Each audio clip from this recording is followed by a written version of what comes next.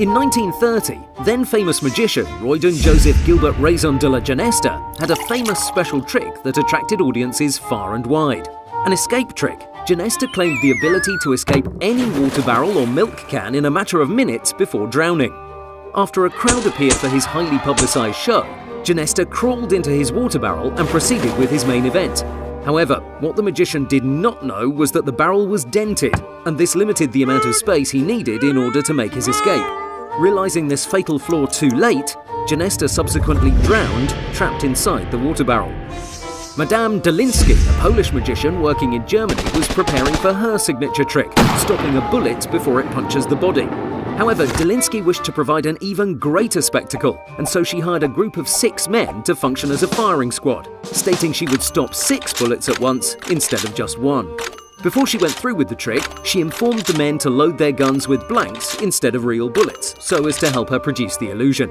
However, one gunman accidentally loaded his rifle with real ammunition. Dolinsky was subsequently shot in the abdomen and died a few days later.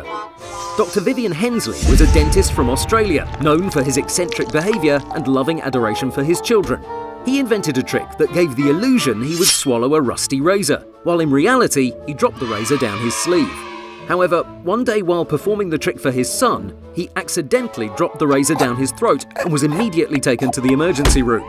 To absorb the blood, his wife made him eat cotton balls all the way to the hospital. Carr the magician, real name Charles Rowan, was a daredevil escape artist whose fetish involved lying in front of a speeding car while wearing a straitjacket.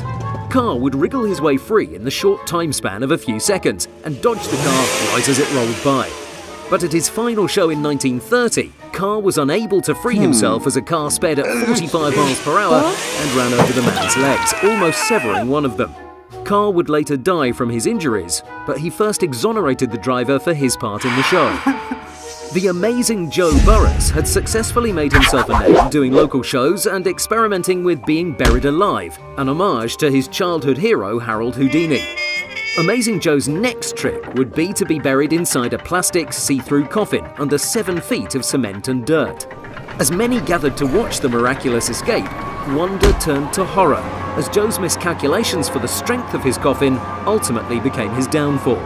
The cement, being too heavy for the plastic exterior, collapsed through Joe's coffin, crushed him to death before the trick could go anywhere.